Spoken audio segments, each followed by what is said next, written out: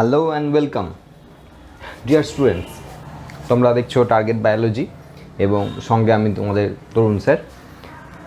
তো তোমরা জানো যে এই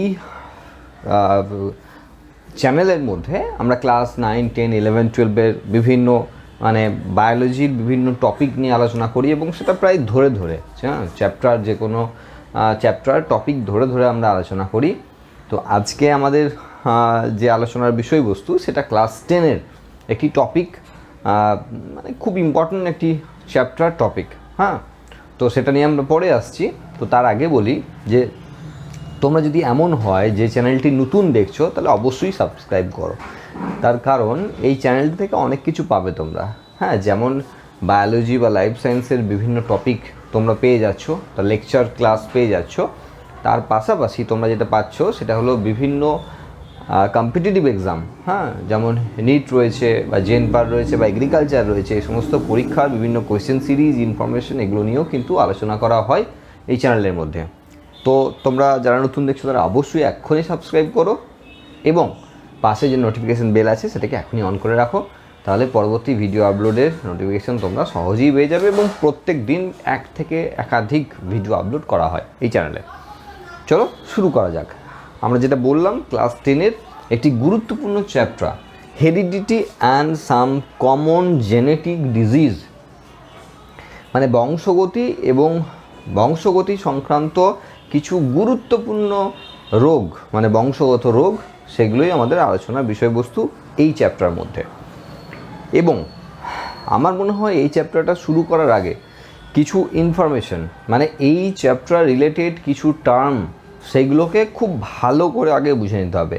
এমনিতেই জেনেটিক্স কিন্তু খুব একটা সহজ বিষয় নয়, তো সেই টার্মগুলোকে আগে খুব ভালো করে মাথার মধ্যে ঢুকিয়ে নিতে হবে। তারপর আমরা কিন্তু আমাদের যে বিষয়বস্তু তাতে আসতে পারবো। তার আগে বলা ভালো যে এই টার্মগুলো কিন্তু চ্যাপ্টার মধ্যেই আছে। তো টার্মগুলোকে আগে জেনে নিতে হবে। তো আজকে গোটা আলোচনার বিষয়বস্তু কিন্তু আমাদের এই টার্মগুলোকে নিয়েই। সুতরাং চলো শুরু করা যাক। বিভিন্ন টার্ম সম্পর্কে আমরা জানবো, বিভিন্ন যে ওয়ার্ড আমরা এখানে পাবো সেই সম্পর্কে আমরা জানবো। তো দেখো, বংশগতি হেরিডিটি, যার বাংলা অর্থ হলো বংশগতি। এবার বংশগতি হলো যে বিভিন্ন রকমের ক্যারেক্টার যেগুলো বংশ পরম্পরায় এক প্রজন্ম থেকে আরেক প্রজন্মে স্থানান্তরিত হয়, তাকে আমরা বংশগতি বলি। যেমন আমরা মানুষ হিসাবে বা যে কোনো প্রাণী বা যে কোনো উদ্ভিদ যখন জন্মাচ্ছে, জেনারেশন আফটার জেনারেশন হচ্ছে। ধরো মানুষের ক্ষেত্রে যদি আমরা আলোচনাটা করি, মানুষের ক্ষেত্রে আমরা যে ক্যারেক্টারগুলো পেয়েছি বা পার্টিকুলার তুমি যে ক্যারেক্টারটা পেয়েছো, সেই ক্যারেক্টারটা পেয়েছো কোথা থেকে? তোমার বাবা এবং মায়ের কাছ থেকে, অথবা নয় এবং মায়ের কাছ থেকে। তো সেক্ষেত্রে বাবার কাছ থেকে বেশি পেতে পারো, মায়ের কাছ থেকে বেশি পেতে পারো, দুজনের কাছ থেকেই সমানভাবে পেতে পারো, এবং কিছু নতুন ক্যারেক্টারও থাকতে পারে। তার আমরা যেটা বলছি যে ক্যারেক্টারগুলো কোনো একটি প্রাণী পাচ্ছে, মানুষই পাচ্ছে, ধরো সেই ক্যারেক্টারগুলোর ক্ষেত্রে পাওয়ার যে জায়গা সেটা হলো বাবা এবং মা। কিছু প্রাইমারি জিনিস আমি বলেছি এখানে জানতেই হবে, যদিও রিপ্রোডাকশন আমরা পড়ে এসেছি, আমরা নিশ্চয়ই জানি এটা মেলের ক্ষেত্রে সাইন, এটা ফিমেলের ক্ষেত্রে সাইন। রোমান দেবদেবীর নাম অনুসারে, তাদের প্রতীক অনুসারে এই সাইনগুলো দেওয়া হয়। এটা রোমানদের ক্ষেত্রে যে সৌন্দর্যের যে দেবী ছিলেন তার এটা প্রতীকী চিহ্ন এটা ছিল, এবং এটা যে যুদ্ধক্ষেত্রে যে দেবতা ছিল তার প্রতীকী চিহ্ন রোমানদের ক্ষেত্রে এটা ছিল। সেই অনুযায়ী কিন্তু মেল ফিমেলের নামকরণ হয়েছে, এটা মেল এবং এটা ফিমেল। মাঝখানে এই যে ক্রসটা দেওয়া হলো ক্রস করানো বলা হয়। ক্রস করানো অ্যাকচুয়ালি সেক্সুয়াল রিপ্রোডাকশনের মধ্যে দিয়ে যাওয়া। ওকে, তো যখন এভাবে হচ্ছে তখন কোন একটি সন্তানের জন্ম হচ্ছে, সেটা মেল বা ফিমেল, ছেলে অথবা মেয়ে যাই হোক না কেন। তো আমার বলার বিষয়বস্তু যে এখানে যে মেল বা ফিমেল যেই আসুক না কেন, আমি ধরে নিলাম একটি মেল, একটি পুত্র সন্তান জন্মেছে। তো এই পুত্র সন্তানের ক্ষেত্রে যে সমস্ত ক্যারেক্টারগুলো আসবে, সেই ক্যারেক্টারগুলো তার বাবার কাছ থেকে পাওয়া এবং মায়ের কাছ থেকে পাওয়া, এবং কিছু নতুনও হতে পারে। কেন নতুন হতে পারে? তার কারণ এই পুরুষটি বা এই মহিলাটি যখন মিওসিস, কোষ বিভাজনের মাধ্যমে গ্যামেট তৈরি করেছিল, তখন ক্রসিং ওভার বলে একটি ঘটনা ঘটেছিল। তো তোমরা আগেও পড়েছো জানো ক্রসিং ওভার। তো সেখানে কিছু নতুন বৈশিষ্ট্যের মানে কিছু বৈশিষ্ট্যের মধ্যে সংমিশ্রণ ঘটে, কিছু নতুন বৈশিষ্ট্যের আবির্ভাব হয় এবং সেই বৈশিষ্ট্য এই পুত্রটি লাভ করতে পারে, নাও পারে, আমি বলছি না। তবে দেখো একটা জিনিস কি, যে এই জেনারেশন থেকে, এটা একটা জেনারেশন, তারপরে নেক্সট এটা জেনারেশন, যে বাবা ধরি আমি, তারপরে সন্তান, তাহলে এই জেনারেশনের পরে এই জেনারেশন আসছে, এই সন্তানটি কারোর সঙ্গে পরবর্তীকালে বিবাহ হয়ে তারপরে নতুন আরেকজন সন্তান আসবে, মানে নেক্সট জেনারেশন আসবে। এই যে জেনারেশন আফটার জেনারেশন কিছু ক্যারেক্টারকে বয়ে নিয়ে যায়। ওকে, মানুষ হওয়ার জন্য যে ক্যারেক্টার সেগুলো তো হবেই, তার সঙ্গে সঙ্গে তার পার্টিকুলার কিছু ক্যারেক্টার যে অন্যের থেকে আলাদা, সেরকম কিছু ক্যারেক্টার কিন্তু বংশ পরম্পরায় বয়ে নিয়ে যাচ্ছে। হ্যাঁ, সেটা এবার ডাইরেক্টলি কিছু ক্যারেক্টার বাবা বা মায়ের কাছ থেকে না পেয়ে বাবার তরফে, মানে সেখানে কাকা হতে পারে, জেঠু হতে পারে, দাদু হতে পারে, এই সমস্ত তরফে, অথবা মায়ের তরফ থেকে মানে মাসি বা মামা বা তার দাদু দিদা, এই রকমের জায়গা থেকেও কিন্তু সেই ক্যারেক্টারগুলো আসতে পারে। তার কারণ এই যে বলছি জেনারেশন আফটার জেনারেশন ক্যারেক্টারগুলোকে বয়ে নিয়ে যায়, এবং সেটাই আমাদের বংশগতির আলোচনার বিষয়বস্তু। বা বংশগতি বলতে আমরা এটাই বুঝি যে বিভিন্ন রকমের বৈশিষ্ট্যগুলি বংশ পরম্পরায় এক প্রজন্ম থেকে অন্য প্রজন্মে স্থানান্তরিত হওয়ার যে পদ্ধতি, তাকে আমরা বংশগতি বলি। যেমন দেখো, সাপোজ কিছু এক্সাম্পল দিচ্ছি।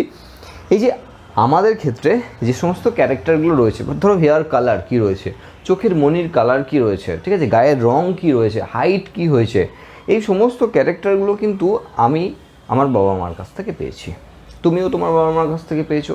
একবারে হুবহু ম্যাচ না করলেও কিছু ম্যাচ করে। দেখবে যে যে যে ফ্যামিলিতে বাবা মা এর শর্ট হাইট রয়েছে, সেখানে দেখবে তাদের ছেলেমেয়েরাও সব শর্ট হাইটে, প্রায় শর্ট হাইটের এসছে। বা বাবা মা যদি লম্বা হয়, ছেলেমেয়েরাও সেখানে লম্বা লম্বা এসছে। বাবা মা যদি মোটা হয়, ছেলেমেয়েরাও দেখবে মোটা হয়েছে। তো এইগুলোই, এই যে ক্যারেক্টারগুলোকে নিয়ে যাচ্ছে, এটাই বংশগতি। 80% ক্ষেত্রে, প্রায় 80% ক্ষেত্রে মানুষেরা জিভটাকে রোল করতে পারে। যেমন এই যে ব্যাপারটা, জিভটাকে রোল করতে পারে, 20% মানুষ কিন্তু পারে না। তার মানে যারা পারে তাদের কিন্তু ছেলেমেয়েরাও ম্যাক্সিমাম ক্ষেত্রে দেখা যাচ্ছে তারা তাদের জিভটাকে রোল করতে পারে। এটা একটা বংশগত বৈশিষ্ট্য। আমি যেমন বলছি দেখতে কেমন বা সমস্ত রকমের ক্যারেক্টার, তার পাশাপাশি এগুলোও ক্যারেক্টার। তো সেগুলো বংশ পরম্পরায় বয়ে নিয়ে যাওয়ার গল্প কিন্তু আমাদের হেরিডিটির মধ্যে পড়তে হবে। এবার এই যে বিষয়বস্তু, আমাদের যে আজকের যে আলোচনার বিষয়বস্তু, সেটা মানে সায়েন্সের যে ব্রাঞ্চের মধ্যে পড়ানো হয়, মানে বিজ্ঞানের যে শাখায় পড়ানো হয়, সেটাকে বলা হয় জেনেটিক্স। ওকে, তার মানে আমরা মেনলি যেটা পড়ছি সেটা হলো জেনেটিক্স পড়ছি, ঠিক আছে। জিনগত বিভিন্ন রকমের বিচার বিশ্লেষণ এখানে আমরা দেখব।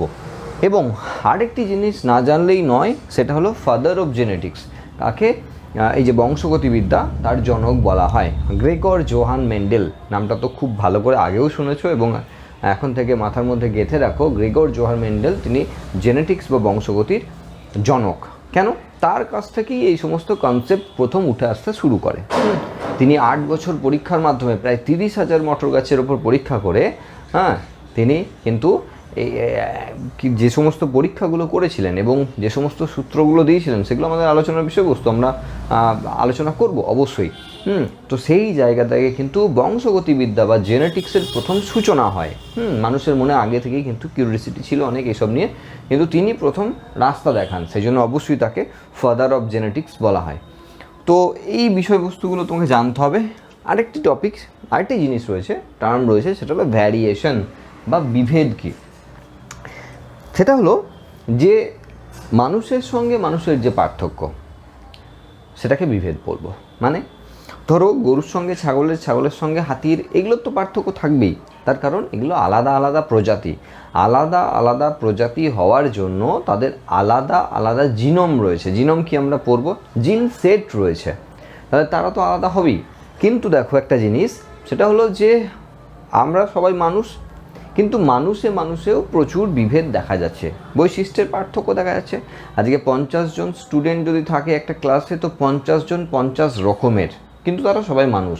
মানে এমন কিছু ক্যারেক্টার তাদের রয়েছে যেগুলোকে তাদের মানুষ হিসাবে সৃষ্টি করেছে বা মানুষ হিসাবে তার পরিচয় পাওয়া যাচ্ছে, একবারে এক চান্সই বলা যাচ্ছে যেটা মানুষ। কিন্তু মানুষ হওয়ার পরও 50 জনের মধ্যে বিভিন্ন রকমের পার্থক্য রয়েছে। এই যে পার্থক্যগুলো রয়েছে, সেগুলোকেই আমরা বলবো ভ্যারিয়েশন বা বিভেদ। আশা করি বুঝতে পারছো। তার মানে একটা মানুষ থেকে আরেকটা মানুষের, একটা গরু থেকে আরেকটা গরুর মধ্যে যে পার্থক্য সেগুলোকে বলা হয় ভ্যারিয়েশন বা বিভেদ। কেন রয়েছে, কেন এমন রয়েছে, তার আগে আরেকটা জিনিস আমরা একটু জেনে নিই, সেটা হলো জিনোম। হ্যাঁ, জিনোম কি? তো আমরা এই কনসেপ্টটা আশা করি এতক্ষণ পর্যন্ত বুঝে গেছি এর আগের চ্যাপ্টার থেকে, সেটা হলো 2n আর n, ডিপ্লয়েড আর হ্যাপ্লয়েড। তো ডিপ্লয়েড মানুষের ক্ষেত্রে যদি বলি 2n ইকুয়াল টু 46 আর ইকুয়াল টু 23, এটা আমরা জানি। হ্যাঁ, এটা গ্যামেটের মধ্যে থাকে হ্যাপ্লয়েড এবং এটা দেহকোষের মধ্যে থাকে ডিপ্লয়েড। এই যে হ্যাপ্লয়েড সেট, তাহলে ক্রোমোজোমের সংখ্যা কত? হ্যাপ্লয়েড সেটে ক্রোমোজোমের সংখ্যা 23টি। তাহলে এই যে মানুষের ক্ষেত্রে যদি বলি 23টি ক্রোমোজোমের মধ্যে, হ্যাঁ 23টি ক্রোমোজোমের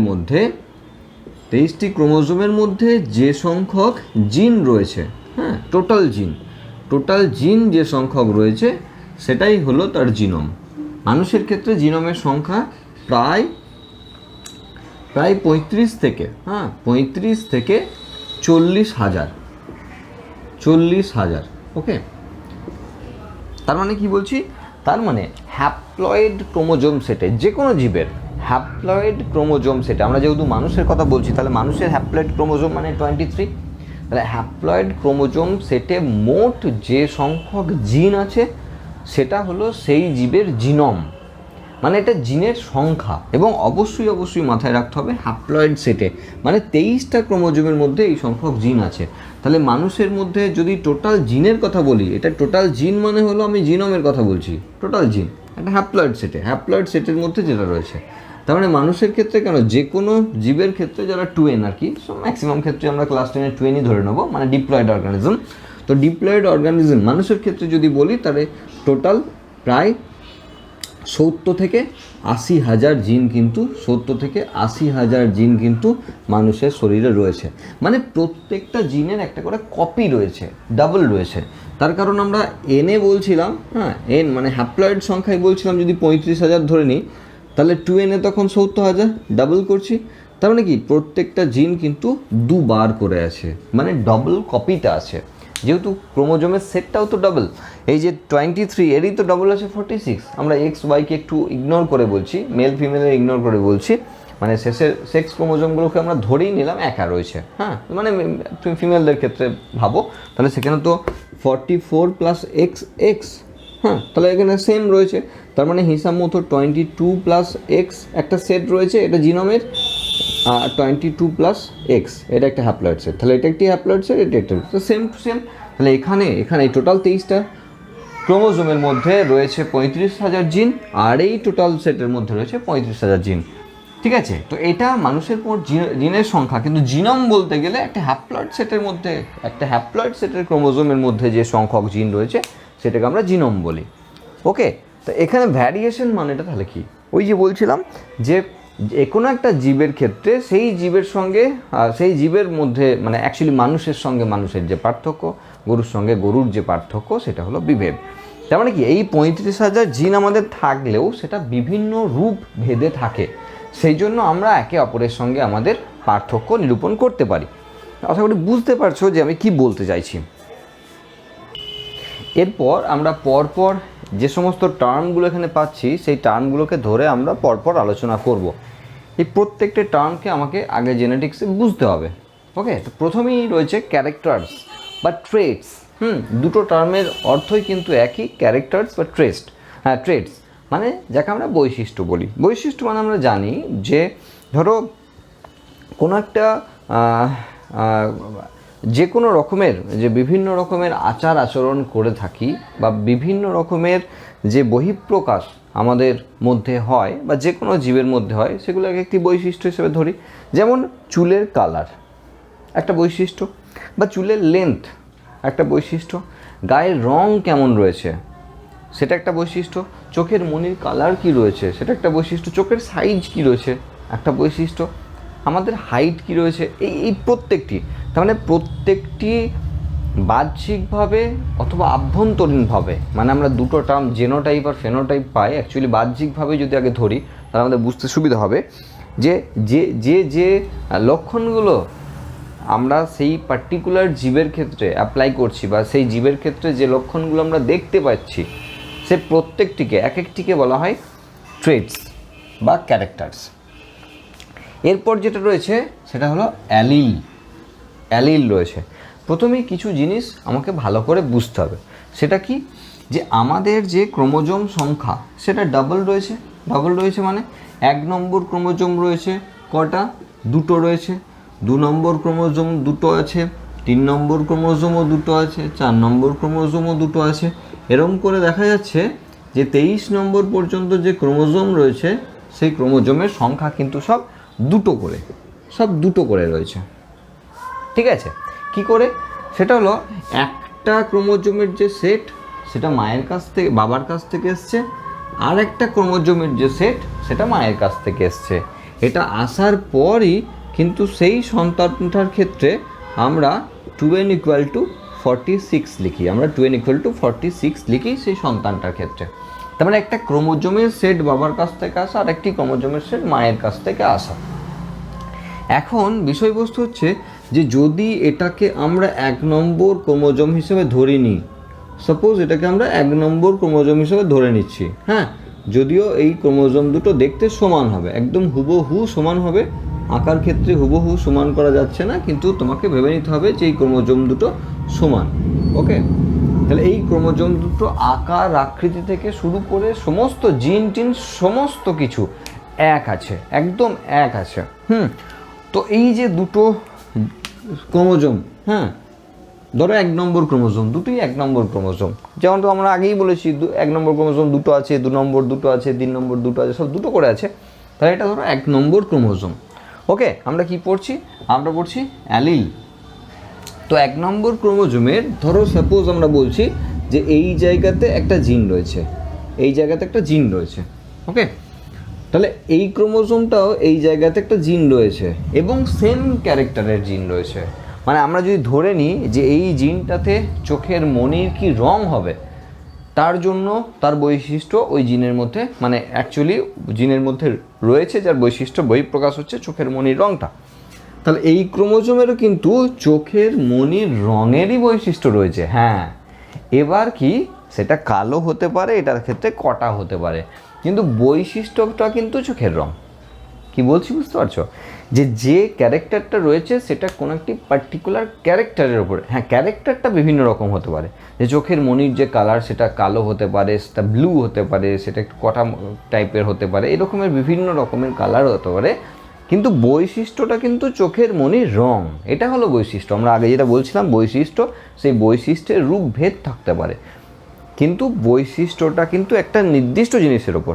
তাহলে আমরা যদি বলি যে এই যে জিনটা রয়েছে, এই জায়গায় যে জিনটা রয়েছে, এই ক্রোমোজোমের এই জায়গায় যে জিনটা রয়েছে, সেই জিনটা মানে ঠিক করে যে আমাদের চুলগুলো স্ট্রেট হবে, মানে সোজা হবে। আর এই যে ক্রোমোজোমের যে জিন রয়েছে সেটা ধরো কার্লি হবে, মানে কোঁকড়ানো হবে। তো সেক্ষেত্রে বাবার ক্ষেত্রে এক রকমের, মায়ের ক্ষেত্রে এক রকমের বৈশিষ্ট্য রয়েছে। এবার সন্তানের ক্ষেত্রে কি হবে সেটা ডিপেন্ড করছে কীরকমভাবে বহিঃপ্রকাশ করছে, পরে আসছে ওটা। তো আমাদের যেহেতু বিষয়বস্তু অ্যালিল, তো অ্যালিলের মানে হলো এই বৈশিষ্ট্যটা, এই বৈশিষ্ট্যটার অ্যালিল। মানে এই যে এখানে জিনটা রয়েছে, এই জিনটা এর অ্যালিল, এটা এর অ্যালিল। মানে ক্রোমোজোমের যে নির্দিষ্ট জায়গায় নির্দিষ্ট বৈশিষ্ট্যের জন্য জিন রয়েছে, একে অপরের অ্যালিল। যদি ডিপ্লয়েড সেট হয়, ডিপ্লয়েড সেট নিয়ে আমরা আলোচনা করছি, ডিপ্লয়েড অর্গানিজম আমরা সবাই 2n, তো এইটা এর অ্যালিল, এর অ্যালিল এটা। ওকে, তাহলে বৈশিষ্ট্যগুলোর একে অপরের অ্যালিল বলা হয়। তাহলে লোকাস কি? লোকাস হলো যে পার্টিকুলার জায়গায়, ক্রোমোজোমের যে পার্টিকুলার জায়গায় জিনটা অবস্থান করছে, এই যেমন এখানে বলেছি এটা হলো সেই পার্টিকুলার জায়গা, যে জায়গায় জিনটা অবস্থান করছে সেটা হলো তার লোকাস। লোকাস মানে অ্যাকচুয়ালি অবস্থান। তাহলে এই ক্রোমোজোমের এই জায়গায় আমরা যদি ধরে নিই যে আরেকটি ক্যারেক্টার, ধরো জিভ রোল করার যে ক্যারেক্টার, সেই ক্যারেক্টারটার জন্য যা দায়ী জিনটা আছে, তাহলে এটা এর অ্যালিল আর এটা এর অ্যালিল। আর লোকাসটা কি? এটা হলো লোকাস। ক্রোমোজোমের দৈর্ঘ্য নির্ণয় করা যায়। তাহলে যে পার্টিকুলার জায়গায়, ক্রোমোজোমের যে জায়গাতে সেই জিনটি অবস্থান করছে সেটিকে বলা হয় তার লোকাস। ওকে, জিন বা ফ্যাক্টর কি? জিন বা ফ্যাক্টর যেটা নিয়ে আমরা কথা বলছি, অ্যাকচুয়ালি কি, মেন্ডেল যখন মটর গাছের ওপর পরীক্ষা করেছিলেন এবং তিনি যখন বিভিন্ন বংশগতির সূত্র দিয়েছিলেন, তখন কিন্তু জিন ব্যাপারটা ছিল না, মানে জিন কনসেপ্টটা ছিল না, জিন টার্মটা ছিল না। তিনি বলেছিলেন এই প্রত্যেকটি বৈশিষ্ট্যের জন্য দায়ী থাকে যারা, তারা ফ্যাক্টর, তিনি ফ্যাক্টর বলেছিলেন। তাহলে মেন্ডেল যখন বলেছিলেন তখন ফ্যাক্টর বলেছিলেন, পরবর্তীকালে সেটা জিনে কনভার্ট হয়ে যায়, সেই টার্মটা জিনে কনভার্ট হয়ে যায়। মানে হলো যে পার্টিকুলার ডিএনএর অংশটার জন্য, মানে অ্যাকচুয়ালি দেখো এটা ক্রোমোজোম হলে এর মধ্যে তো জিন আছে, আমরা এগুলো কিন্তু পড়ে এসেছি। হ্যাঁ, সেল ডিভিশন পড়ার আগে আমরা ক্রোমোজোম, ক্রোমাটিড, ডিএনএ, এদের মধ্যে সম্পর্ক আমরা খুব ভালো করে পড়েছিলাম, বুঝিয়েছিলাম। যদি কেউ দেখে না থাকো তাহলে inter relationship between actually among, দুইয়ের বেশি আছে, অ্যামং, ডিএনএ, ক্রোমোজোম, ক্রোমাটিড, হ্যাঁ, এই সমস্তগুলোর মধ্যে কিন্তু সম্পর্ক আমরা দেখেছি। এই চ্যানেলের মধ্যে ভিডিও আছে, তোমরা একটু দেখে নিও সেই ভিডিও। তাহলে বুঝতে পারবে যে এই ক্রোমোজোমের মধ্যে কিন্তু ডিএনএ আছে। তো সেই ডিএনএর মধ্যে পার্টিকুলার অংশে জিন আছে। আমরা তো জানি যে ডিএনএর কিছু অ্যাক্টিভেট পার্টকে জিন বলা হয়।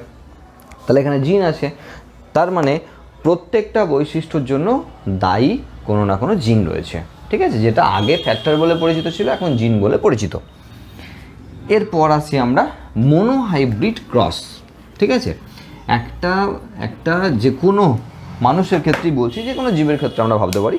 মানুষের ক্ষেত্রে ধরো প্রচুর বৈশিষ্ট্য রয়েছে। প্রচুর বৈশিষ্ট্য মানে ধরো 35,000 থেকে 40,000 জিনের কথা বলেছি। এখন প্রশ্ন হতে পারে, সে জিনের সংখ্যাটা কেন এরকম ভ্যারি করে দিচ্ছেন? 5,000 সংখ্যাটা তো কম নয়। তাহলে আপনি বলছেন 35 থেকে 40,000 জিন আছে একটা মানুষের শরীরে, রকমের। হ্যাঁ, জিন তো আছে 70 থেকে 80,000, 35 থেকে 40,000 রকমের আছে, প্রত্যেকটা দুটো করে আছে। হ্যাঁ, তো সেই জন্য আমরা 80,000 বলতে পারি, 70 থেকে 80,000। তাহলে 70 থেকে 80,000 এতটা ডিফারেন্স কেন? অ্যাকচুয়ালি মানুষের মধ্যে সব জিন কিন্তু প্রবাহিত হয় না, সবার মধ্যে সব জিন কিন্তু থাকে না। কিছু কিছু লস হয়, কিছু কিছু নতুন জিনের আগমন হয় মিউটেশনের থ্রু দিয়ে। মিউটেশন কি আমরা সেটাও একটু দেখবো এরপরে। তো মিউটেশনের জন্য বা পরিব্যক্তির জন্য কিছু কিছু জিনের আগমন হয়, কিছু কিছু জিন বাদও যায়। হ্যাঁ, তো সেক্ষেত্রে কিন্তু জিনের সংখ্যাটাকে আমরা এতটা এই 5,000 10,000 লেভেলের ভ্যারি করে রেখেছি। তো মোনোহাইব্রিড ক্রস কি? সেটা হলো যেটা বলছিলাম, যে ধরো 35,000 জিন রয়েছে, তাহলে 35,000 জিনের 35,000 ক্যারেক্টার রয়েছে। তাহলে ক্যারেক্টারের সংখ্যাটাও কিন্তু 35,000। ওকে, তাহলে 35,000 রকমের বৈশিষ্ট্য রয়েছে। মোটামুটি আমি ধরে নিলাম ক্লাস 10 লেভেলে বোঝার জন্য যে 35,000 জিন রয়েছে, প্রত্যেকে একটা করে ক্যারেক্টারকে নির্ধারণ করে, যদিও করে না, যদি নির্ধারণ করে তাহলে সেটা 35,000 রকমের ক্যারেক্টার আছে। ওকে, এবার যদি আমরা কোনো একটি পার্টিকুলার ক্যারেক্টারকে ধরে আমরা যদি একটি প্রজাতির একটি পুরুষ এবং মহিলার মধ্যে ক্রস করাই, তখন তাকে বলা হয় মোনোহাইব্রিড ক্রস। মানে কি? ধরো মটর গাছকে নিয়ে তো মেন্ডেল পরীক্ষা করেছিলেন। ধরো মটর গাছের একটা ক্যারেক্টার নিয়ে পরীক্ষা করছেন।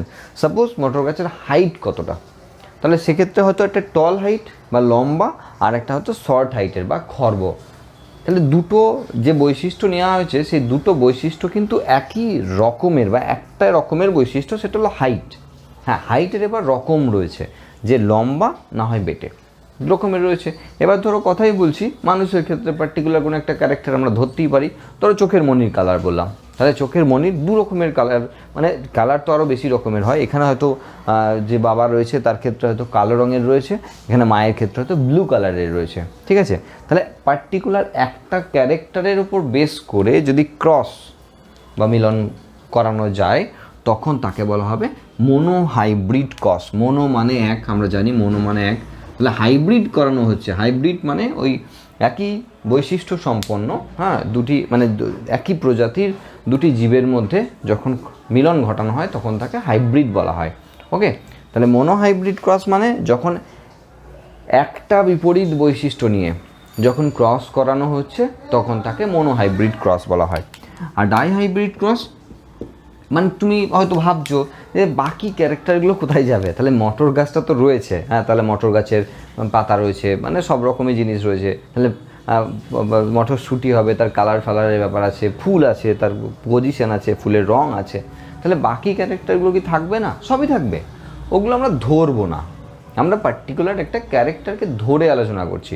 মানুষের ক্ষেত্রে যেমন বললাম ক্যারেক্টার তো প্রচুর রয়েছে, আমরা ধরো চোখের মনির কালারটা ধরে মানে ওইটাই দেখবো, আর কোনো কিছু দেখবো না, ওই ক্যারেক্টারটা বা ওই বৈশিষ্ট্যটাই শুধুমাত্র দেখবো, বাকি কোনো কিছু দেখবো না, এমন যদি হয় তখন তাকে বলছি মনোহাইব্রিড ক্রস। ঠিক আছে, এবার যদি দুটো সম্পর্ক মানে দুটো বৈশিষ্ট্য বা দুটো ক্যারেক্টারকে দিয়ে দেখি তখন তাকে ডাইহাইব্রিড ক্রস বলছি।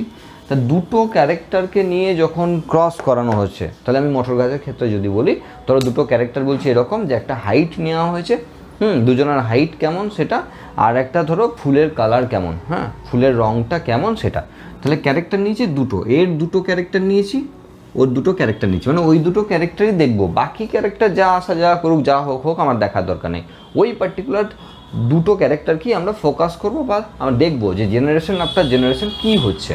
ঠিক আছে, যখন এরকম করা হয় তখন তাকে ডাইহাইব্রিড ক্রস বলা হয়। দেখো এগুলো আমরা পড়বো, হ্যাঁ মনোহাইব্রিড ক্রস, ডাইহাইব্রিড ক্রস এগুলো কিন্তু মেন্ডেলের পরীক্ষা, এই দুটো তো আমাদের পড়তেই হবে, এবং তার সঙ্গে সঙ্গে ট্রাইহাইব্রিড হতে পারে, এবং প্রচুর ক্যারেক্টার নিয়ে কিন্তু এই পরীক্ষাগুলো করা হয়। এবং যেটা মেন্ডেল করেছিলেন সেটা হলো 7 জোড়া বিপরীত বৈশিষ্ট্য নিয়েছিলেন। হ্যাঁ, আমরা যেমন 1 জোড়ার কথা বলছি যখন মনোহাইব্রিড ক্রস, ডাইহাইব্রিড ক্রসে যখন 2 জোড়ার কথা বলছি, মেন্ডেল কিন্তু 7 জোড়া বিপরীত বৈশিষ্ট্য নিয়ে পরীক্ষা করেছিলেন প্রায় 30,000 মটর গাছের মধ্যে। তো যাই হোক 8 বছর ধরে করেছিলেন এবং সেই সূত্র দিয়েছিলেন, যেই সূত্র কিন্তু 30 বছর পর কিন্তু পপুলার হয়েছিল। ঠিক আছে, প্রচুর খাটাখাটনি আছে, আমরা সেই নিয়ে একটু একটু গল্প বলবো। তো এই বিষয়বস্তু রয়েছে মনোহাইব্রিড ডাইহাইব্রিড পর্যন্ত। এরপর দেখো হোমোজাইগাস হেটারোজাইগাস, যদি আরেকটা আছে হেমিজাইগাস, ক্লাস 10 বলে আমি আর সেগুলো নিয়ে কিছু বলছি না, ভালো করে মাথায় রাখবে যে কী জিনিসগুলো বলতে চলেছে। হোমোজাইগাস অর্গানিজম, যে কোনো জিন আমরা বলেছি ডাবল করে আছে, তার কারণ কি, যেহেতু টুয়েন আছে সেই জন্য ডাবল করে আছে।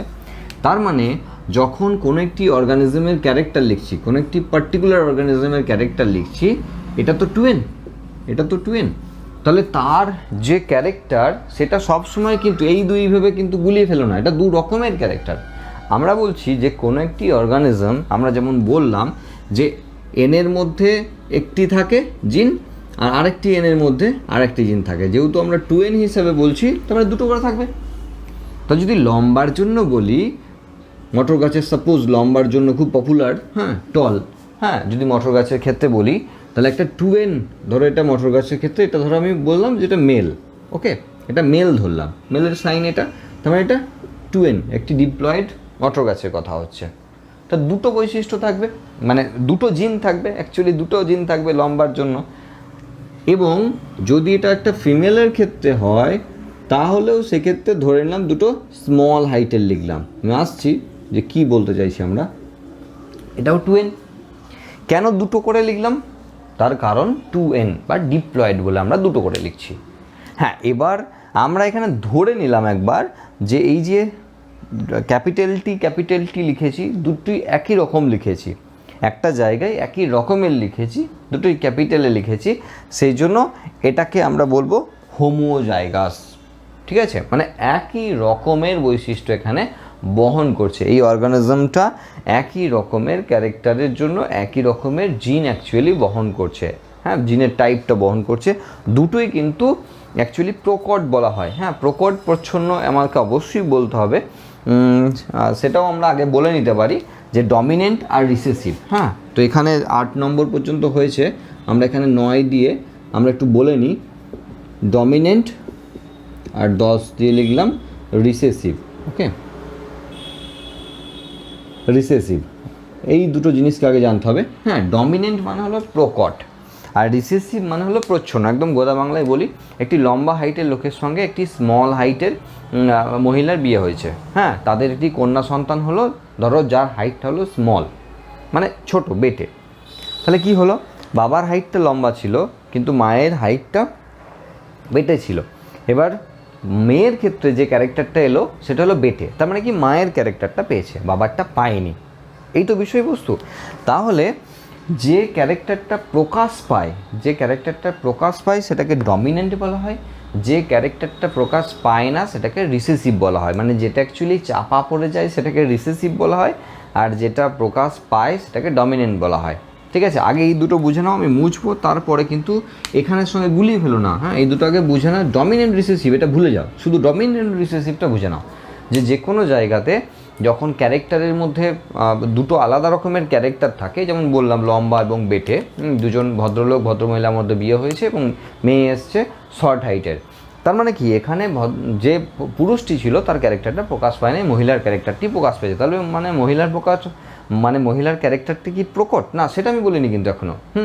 আমরা বলছি অ্যাকচুয়ালি ক্যারেক্টারটা কোনটা, যেটা প্রকাশ পায় অ্যাকচুয়ালি সেটাকে ডমিনেন্ট বলা হয়, যেটা প্রকাশ পায় না সেটাকে রিসেসিভ বলা হয়। হ্যাঁ, তো আমরা আগে এইটার সঙ্গে এটা কম্পেয়ার করবে, তাহলে ব্যাপারটা আরও ভালো করে বোঝা যাবে। এখানেই কিন্তু বোঝা যাচ্ছে না এখনই, আমি বুঝতে পারছি। তো দেখো, এবার দেখো এখানটায় এই যে পুরুষটির ক্ষেত্রে যদি বলি, তাহলে এটা যদি মটর গাছের ক্ষেত্রেই বলি আর কি, মেল ফ্লাওয়ার, তো সেখানে যখন অ্যাকচুয়ালি আমরা রিপ্রোডাকশন পড়ে ফেলেছি, তো আমরা জানি যে এই মেলটা যদি টুয়েন হয় তাহলে সেখান থেকে হ্যাপ্লয়েড গ্যামেট তৈরি হয়। তাহলে দুটোটি থাকলেও গ্যামেট যখন হবে তখন তো এন হবে, মিওসিস ডিভিশনের ফলে এন হবে, তা তখন একটা ক্যাপিটাল টি, একটাই ক্যাপিটাল টি নেবো। আর এখানে যখন আনলাম তখনও একইভাবে আনছি, দুটো গ্যামেট অ্যাকচুয়ালি চারটে গ্যামেট তৈরি হবে, কিন্তু দু রকমের তৈরি হবে। এখানে দু রকম বলতে কিছু নাই, দুটোই স্মল টি, তো দু রকমের মানে সেই একই। স্মল টি একবার এদিকে লিখলে ওদিকে লিখলে সেই একই হবে, তো স্মল টি লিখলাম। তাহলে অ্যাকচুয়ালি ক্রস যাদের মধ্যে হয় সেটা হলো গ্যামেটের মধ্যে হয়, না গ্যামেটের মধ্যে হয়। তাহলে এখানে ক্রসটা লিখতেও পারি, নাও লিখতে পারি, কোনো অসুবিধা নেই। তাহলে এই দুটো যখন ফিউজ করলো তখন হবে কি, এখান থেকে একটা ক্যাপিটাল টি এলো, এখান থেকে একটা স্মল টি এলো। এটা হলো সেই পার্টিকুলার, আমি ধরে নিলাম মেল ফ্লাওয়ারটা, মানে মেল একটা প্ল্যান্ট, নতুন প্ল্যান্ট এলো, নতুন জেনারেশন এলো। ঠিক আছে, তাহলে এখান থেকে একটা ক্যারেক্টারকে পেয়েছে, এখান থেকে একটা ক্যারেক্টারকে পেয়েছে। এবার দেখো, এটা তাহলে লম্বা মটর গাছের জন্য যদি বলি, তাহলে এটা শর্ট হাইটের যেটা বেটে মটর গাছের জন্য বলেছি। এখানে কি এলো, এখানে এলো অ্যাকচুয়ালি লম্বা মটর গাছ। কেন? তার কারণ ক্যাপিটালটি সবসময় ডমিনেন্ট, এখানে ক্যাপিটালটি সবসময় প্রকট এবং স্মলটি সবসময় প্রচ্ছন্ন। তার মানে এখানে লম্বা বৈশিষ্ট্যটি সবসময় প্রকট বৈশিষ্ট্য এবং শর্ট হাইটের যে বৈশিষ্ট্য সেটা হলো প্রচ্ছন্ন বৈশিষ্ট্য। যখন দুটো লম্বাটি আছে তখন গাছটা তো লম্বাই হবে, সেখানে আর কিছু বলার নেই। যখন দুটোই স্মলটি রয়েছে তখন গাছটা তো শর্ট হাইটেরই হবে, বলার কিছু নেই। কিন্তু এই দুটোর সংমিশ্রণে যখন এলো তখন একটা ক্যাপিটালটি একটা স্মলটি এলো, প্রকাশ পাবে কার ক্যারেক্টার, যেটা ডমিনেন্ট আছে।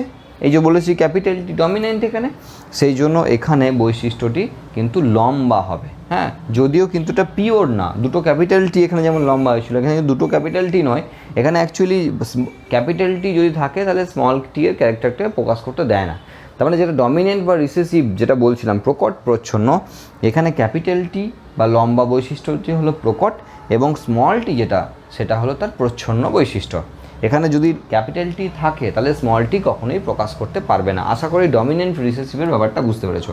তাহলে প্রকট হলো যে ক্যারেক্টারটা প্রকাশ পাবে আর প্রচ্ছন্ন হলো যে ক্যারেক্টারটা প্রকাশ পাবে না। এখানে এবার আসি আমরা হোমোজাইগাস, যেটা বলছিলাম, যদি একই রকমের হয় দুটো ক্যারেক্টার, হ্যাঁ, বা দুটো জিন বা অ্যালিল, যেটা বলছিলাম এখানে অ্যালিল, হ্যাঁ, যদি পরস্পর একই রকমের হয় তখন তাকে আমরা হোমোজাইগাস বলি। যেমন দেখো, এটা ক্যাপিটাল টি, এর অ্যালিলটা কি রয়েছে, সেই সেম ক্যাপিটাল টি রয়েছে, তাহলে এটা হোমোজাইগাস কন্ডিশন। এটা স্মল টি হোক, এটাও তো স্মল টি, আরেকটা যেটা আছে পাশে সেটাও তো স্মল টি, তাহলে এটাও কিন্তু হোমোজাইগাস। তাহলে হোমোজাইগাস, এখানে হোমোজাইগাসের কিন্তু দুটো অপশন থাকছে। হ্যাঁ, হোমোজাইগাসের দুটো অপশন থাকছে, একটা হোমোজাইগাস ডমিনেন্ট বা প্রকট, আর একটা হোমোজাইগাস রিসেসিভ, হ্যাঁ, রিসেসিভ প্রচ্ছন্ন। হ্যাঁ, দুটো কেন আমি বলছি যে এটাও হোমোজাইগাস কিন্তু এটা ডমিনেন্ট স্টেজে, এটাও হোমোজাইগাস কিন্তু এটা রিসেসিভ স্টেজে। তাহলে এটা কি, এটা একটা ক্যাপিটাল আছে, একটা স্মল আছে, তাহলে এটাকে বলা হয় হেটারোজাইগাস। হোমো মানে একই আর হেটারো মানে আলাদা। হোমো মানে একই, যেহেতু এই দুটো পরস্পর একই, এই দুটো পরস্পর একই, তাহলে এটাও হোমোজাইগাস, এটাও হোমোজাইগাস। কিন্তু যখন এখানে বলছি তখন কিন্তু সেটাকে আমরা হেটারোজাইগাস বলছি, তার কারণ একটা ক্যাপিটালের সঙ্গে একটা স্মল টি রয়েছে। হেটারোজাইগাসের কিন্তু কোনো রূপভেদ হয় না, এই যে ডমিনেন্ট রিসেসিভ এসব কিছু হয় না, হেটারোজাইগাস একরকমই হয়। এবং এখানে ক্যারেক্টারটা অবশ্যই প্রকাশ পাবে যেটা যেটা ডমিনেন্ট ক্যারেক্টার রয়েছে সেটাই প্রকাশ পাবে, মানে এখানে ক্যাপিটাল টি এর ক্যারেক্টারটা প্রকাশ পাবে, স্মল টি এর ক্যারেক্টারটা চেপে দেবে।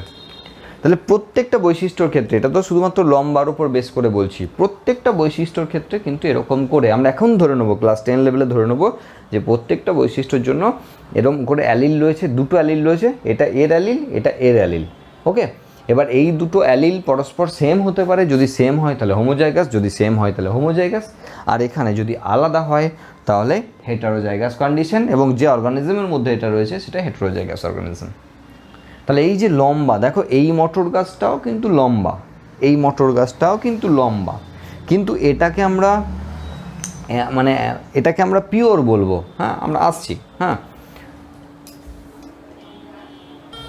দেখো আমরা 10টা ক্যারেক্টারকে, আমরা 10টা অ্যাকচুয়ালি টার্ম জেনেছিলাম, এরপর থেকে আমরা 11 থেকে বলছি পিওর অর্গানিজম আর হাইব্রিড অর্গানিজম। তাহলে এখানে পিওর অর্গানিজম কোনটা? এটা হলো পিওর অর্গানিজম, যেহেতু ওটা হোমোজাইগাস কন্ডিশনের মধ্যে রয়েছে। এটাও পিওর অর্গানিজম, যেহেতু এটা হোমোজাইগাস কন্ডিশনের মধ্যে রয়েছে।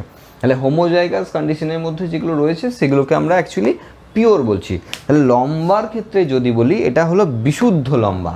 হ্যাঁ, এই টার্মগুলোকে যতক্ষণ না আমরা বুঝবো ততক্ষণ কিন্তু জেনেটিক্স পড়তে পারবো না, বা এর পরের অংশগুলো কিন্তু আমাদের কোনোটাই বোধগম্য হবে না। তাহলে এখানে পিওর লম্বা, এটা কিন্তু পিওর না, এটা কেমন লম্বা? সংকর লম্বা। এই যে সেকেন্ডটা রয়েছে হাইব্রিড, 12 নম্বরের যে পয়েন্টটা রয়েছে সেটা হাইব্রিড অর্গানিজম, আগেরটা কিন্তু পিওর অর্গানিজম। তাহলে এটা পিওর, এটাও কিন্তু পিওর যেহেতু হোমোজাইগাস কন্ডিশন, কিন্তু যখন হেটারোজাইগাস কন্ডিশনের কথা বলছি তখন সেটাকে আমরা হাইব্রিড বলছি। এটা হলো হাইব্রিড অর্গানিজম। ওকে, এরপর যে জেনারেশন রয়েছে, parental generation, F1 generation, F2 generation, খুব সহজ ব্যাপার। সেটা হলো এখানে যে প্যারেন্ট রয়েছে, হ্যাঁ, এখানে যে প্যারেন্ট রয়েছে অ্যাকচুয়ালি, তাহলে এই যে জেনারেশন রয়েছে এটাকে আমরা পি বলে এভাবে লিখতে হয়।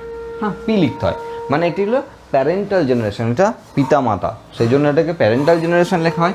এরপরে যে প্রথম যেখানে অর্গানিজমটা এসছে সেটাকে লিখব ফার্স্ট ফিলিয়াল জেনারেশন বা F1 জেনারেশন। ঠিক আছে, এবার এটা যদি F1 জেনারেশন যদি হয়, তারপরেরও তো জেনারেশন হবে। তাহলে এটা যদি মেল হয়, ধরো আমরা এইরকমই একটি ফিমেল মটর গাছ, এখানে আমরা এটা ফিমেল আছে, তো এখানে একটা মেল মটর গাছ এখানে দিলাম, এর পরের একটা জেনারেশন কিন্তু হবে। আমরা সাপোজ ধরে নিলাম সেখানে টি এলো, সাপোজ আমরা ধরে নিলাম, কী করে আসবে সেসব পরে দেখব। তো এখানে যে জেনারেশনটা এলো সেটা হলো second generation, second filial generation. তার মানে এখানে প্রথম যে পিতামাতা থেকে শুরু হচ্ছে সেটাকে প্যারেন্টাল জেনারেশন ধরবো। এবার যে জায়গা থেকেই আমরা শুরু করবো সেটাই প্যারেন্টাল হবে, সেটা প্যারেন্টাল জেনারেশন। যখন প্রথম জেনারেশনটা আসছে সেটাকে ফার্স্ট জেনারেশন বলছি, ফার্স্ট ফিলিয়াল জেনারেশন। এবং যখন দ্বিতীয়বার আসছে, একই পরীক্ষায় চলছে, যখন দ্বিতীয়বার আসছে তখন সেকেন্ড ফিলিয়াল জেনারেশন বা F2 জেনারেশন। তাহলে এই টার্মগুলোকে কিন্তু আমাদের খুব ভালো করে বুঝতে হবে। লাস্ট যে দুটো টার্মকে আমরা দেখছি, একটা বলছি জেনোটাইপ, একটাকে বলছি ফেনোটাইপ। তো কীরকম ব্যাপার সেটা হলো, দেখো জেনোটাইপ মানে হলো জিনগত ক্যারেক্টার, আর ফেনোটাইপ মানে হলো বাহ্যিক ক্যারেক্টার। কীরকম, যে ধরো একটি মটর গাছ, এখানে খুব সহজেই ব্যাপারটা বোঝা যাবে। তাহলে এখানে যদি আমরা ক্যারেক্টারকে দেখি বাইরে থেকে, মটর গাছের ক্ষেত্রে যদি বাইরে থেকে ক্যারেক্টারটাকে দেখি, তাহলে ক্যাপিটাল টি থাকুক, আর এখানে ক্যাপিটাল টি স্মল টি আছে, কিন্তু দুটোই বাইরের দিক থেকে আমরা কেমন দেখছি? আমরা দেখছি লম্বা। ওকে, এই যে বাইরের দিক থেকে যে ক্যারেক্টারটা দেখলাম সেটাকে ফেনোটাইপিক ক্যারেক্টার বলে, ফেনোটাইপিক ক্যারেক্টার বলে। আমরা ক্লাস 10 লেভেলে অবশ্যই বাংলা মাধ্যমে, আমরা কেন এগুলো ইংরেজিতে লিখছি, আমরা বাংলায় লিখতে পারতাম, কিন্তু দেখো প্রত্যেকটা ওয়ার্ড যেগুলো রয়েছে সেগুলো কিন্তু সব ইংলিশ টার্মেরই কিন্তু কথা চলছে। হ্যাঁ, তো সেইগুলো না বুঝলে কিন্তু পরে কেন এখনই কিন্তু অনেক অসুবিধা হবে, সেই জন্য আমি ইচ্ছা করেই কিন্তু বাংলাতে লিখিনি। তার মানে এখানে কি বলছি, দেখো ক্যাপিটাল টি এটাও যেমন লম্বা, এখানে ক্যাপিটাল টি স্মল টি সেও কিন্তু লম্বা। ওকে, তার মানে বাইরের দিক থেকে লম্বা লাগছে। তাহলে বাইরের দিকে যে ক্যারেক্টার, মানে বাইরে থেকে আমরা যে ক্যারেক্টারগুলো দেখতে পাই সেগুলোকে ফেনোটাইপিক ক্যারেক্টার বলে। ওকে, তাহলে সেখানে ক্যাপিটাল টি যেমন লম্বা, ক্যাপিটাল টি স্মল টি এটাও কিন্তু লম্বা, দুটোই কিন্তু সেম বৈশিষ্ট্য রয়েছে, সেটা হলো চল। কিন্তু যদি আমরা এর জেনোটাইপিক ক্যারেক্টার দেখি, এই যে জিনিসটা লিখছি এটাকে আমরা জেনোটাইপিক ক্যারেক্টার বলবো। এর জন্য যে বৈশিষ্ট্যটা প্রকাশ পাচ্ছে সেটা ফেনোটাইপিক ক্যারেক্টার, যে লম্বা। কিন্তু যদি জিনগতভাবে বিচার বিশ্লেষণ করি তাহলে ক্যাপিটাল টি আর ক্যাপিটাল টি স্মল টি দুটো একই জিনিস নয়। তার কারণ এটা হোমোজাইগাস ডমিনেন্ট আর এটা হেটারোজাইগাসের ডমিনেন্ট রিসেসিভ হয় না। আমি আগেও বললাম হেটারোজাইগাসের একটাই কন্ডিশন, তাহলে এটা হোমোজাইগাস ডমিনেন্ট আর এটা হেটারোজাইগাস। ঠিক আছে, তার মানে এই যে হোমোজাইগাস ডমিনেন্ট হেটারোজাইগাস এগুলো বলছি, এগুলো হলো জেনেটিক ক্যারেক্টার, এগুলো হলো জিনগতভাবে বিচার বিশ্লেষণ। আর বাইরে থেকে যেটা দেখতে পাচ্ছি সেটা এই ক্যারেক্টারটা, সেটা হলো টল। তার মানে এই জিনিসটা এখানে বসালাম আমি, হ্যাঁ, এটা হলো জেনোটাইপিক ক্যারেক্টার, ক্যাপিটাল টি আর ক্যাপিটাল টি স্মল টি, এটা হলো জেনোটাইপিক ক্যারেক্টার। আর যেটার বহিঃপ্রকাশ চলছে সেটাকে বলা হচ্ছে লম্বা, তাহলে এটা হলো ফেনোটাইপিক ক্যারেক্টার বা বাহ্যিকভাবে যেটা আমরা দেখতে পাচ্ছি সেটাকে ফেনোটাইপিক ক্যারেক্টার বলছি। তো এই ছিল আমাদের আজকে, দেখো এখানে 17টা। তার আগে আমরা জিনোম, হেরিডিটি, হ্যাঁ, এবং ক্যারেক্টার, হ্যাঁ, বা ট্রেট, এইরকম মানে মোটামুটি 20-21টা টার্মকে নিয়ে আমরা আলোচনা করলাম। ঠিক আছে, এরপর আর আজকের এই ভিডিওর সঙ্গে করা যাবে না কন্টিনিউ, কারণ এর থেকে বেশি বড় ভিডিও হলে এমনি তোমরা দেখতে চাইবে না। ঠিক আছে, তো তোমরা খুব ভালো করে মন দিয়ে এইটা দেখো, তার কারণ এই টার্মগুলো না বুঝলে কিন্তু এর পরবর্তী জিনিসগুলোর কিছুই বোধগম্য হবে না, বারবার বলছি। ওকে, তো আশা করি ভিডিওটা ভালো লেগেছে।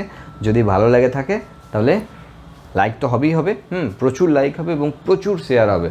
ওকে, এবং যা যা ডাউট থাকছে সেটা কমেন্ট বক্সে কমেন্ট করে আমাকে জানাও।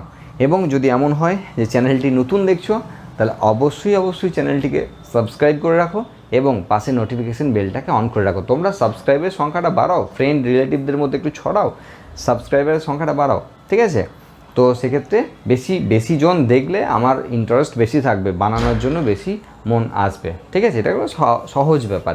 তো সেক্ষেত্রে তোমরা কিন্তু অবশ্যই সাবস্ক্রাইব করে রাখো এবং নোটিফিকেশান বেলটাকে অন করে রাখো। ঠিক আছে, চলো নেক্সট ভিডিওতে আমরা জেনেটিক্সের নেক্সট ভিডিওর সঙ্গে তোমাদের সঙ্গে দেখা হচ্ছে। ততক্ষণ পর্যন্ত ভালো থেকো, সুস্থ থেকো।